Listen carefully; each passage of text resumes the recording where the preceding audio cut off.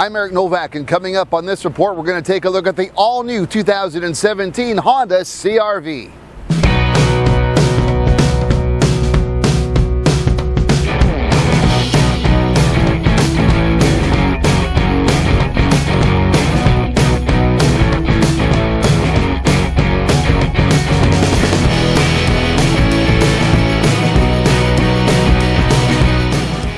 Honda's a car company. It's traditionally known that way, especially given that the Civic has been the #1 passenger selling car in Canada for 18 years in a row and one of the top North American sellers overall.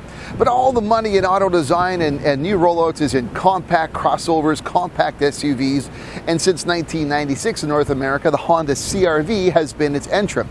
It's seen steadily increasing sales. In Canada in that time, it sold 450,000 units, but with the last generation especially, there's been always some traditional complaints. It's lackluster styling and performance. However, for 2017, Honda is launching its 5th generation CR-V, and where they say they've been lackluster before, they've really upped the ante this time. I'm in beautiful Vancouver Island, British Columbia for the launch of the Honda CR-V for 2017, and I'm really excited to get inside, take a look around, and get on these roads to see if those improvements are really substantial and if it's going to become the best CR-V yet.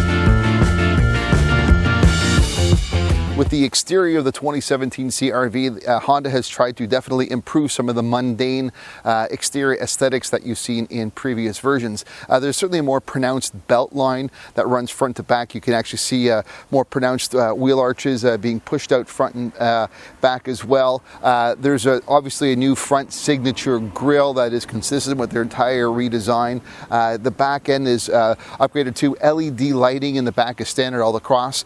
From a lengthwise, it's not that much longer than the previous. It's only 15 millimeters longer, but what's good is they've extended the wheelbase 40 millimeters, which the benefit of that being is on the interior, there's actually 53 millimeters more of legroom in the second row. So, you know, a small little change on the outside makes big changes on the inside, but overall, it's a much more aggressive, modern, and stylish look on the exterior of the new CR-V. The new CR-V interior is indeed an upgrade from its previous generation. I found the overall layout to be appropriately ergonomic with placement of key features and instruments where they're expected to be. The new full-color 7-inch driver information interface display is a solid upgrade from the previous CR-V. The 7-inch color touchscreen display audio system is clean and sleek in appearance, but thankfully now includes a physical rotary knob for volume control instead of a digital slider. There are 2 USB ports up front as well as 2 2.5 amp ports in the rear for all trims except the base LX. Leather seating is offered on EXL and Touring trims as well as heated front seats as are standard throughout. Powering the new 2017 CR-V is just one engine option. It is a 1.5 liter direct inline turbo 4-cylinder engine, basically the same engine that you can now find in the Civic. It puts out 190 horsepower and 179 pound-feet of torque. What's interesting on the torque curve, though, is you're getting that maximum torque between 2,000 and 5,000 RPM. So it ramps up pretty well. You get that feeling quick, which is good for a vehicle and an engine of this size. It's nice to have that torque early on and flatline through the RPM range.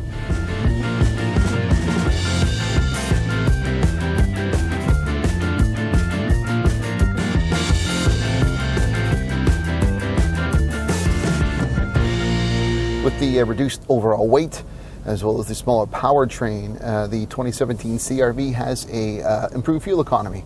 Combined on an all-wheel drive version, the rating is 8 liters per 100 kilometers, or 29.4 US miles per gallon. That's certainly efficient enough and right in line with most vehicles in this category right now. On the Touring trim, rear cargo access is enhanced by a new hands-free liftgate access feature, which is controlled by your feet. For EXL and Touring trims, the new CR-V offers programmable liftgate capabilities as well as a stop and hold for situations like low ceilings or overhangs. The 2017 CR-V offers plenty of cargo capacity, with 39 cubic feet available with the second row seats up and 76 cubic feet with the second row down. Both figures are improvements of about 5% from the previous generation. Split 60/40 second row seats as well as an adjustable 2-level cargo floor provide a variety of configurations to fit a wide range of items. Something that struck me a little bit when we had the presentation with Honda before our media drive today was they have this branding now as they want to create this CR-V into something called urban-based utility. I honestly don't know what that means except to guesstimate that this has something to do with a more sophisticated, stylish interior and overall driving experience. I think to that end, they've done certainly a good job. This vehicle is not the previous CR-V that was a little more on the bland side for my liking and not getting the same value you might expect with overall appointments and such. Price is not going down with the new generation, but certainly features are being added. Even at a base level version of this, you're going to get far more features than you did in the past, and I guess that's to be lauded, and I think it's a good thing.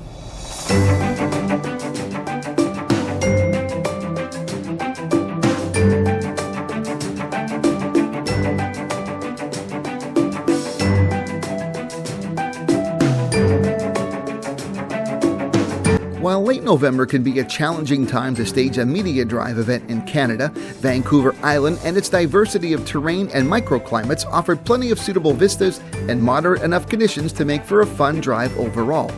I'll concede that while I would have rather done without the abundance of rain we had on drive day, I still came away with the sensation that a synergy existed between the new look CR-V and the active, dynamic, and overall temperate setting of our first drive excursion.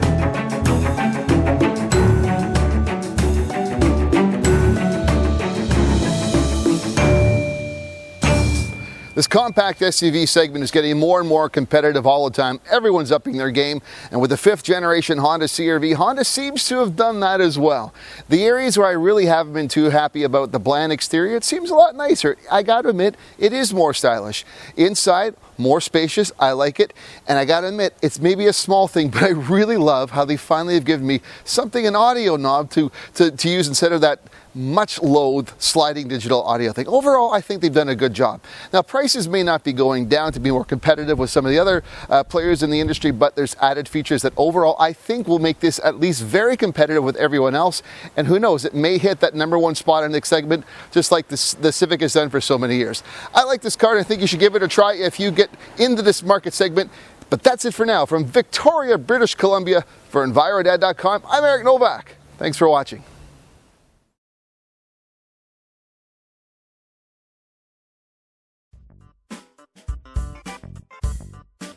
There's plenty of ways for you to keep connected with me, so check out some of my social media links, suggested videos, and I'd really love it if you subscribe to my YouTube channel.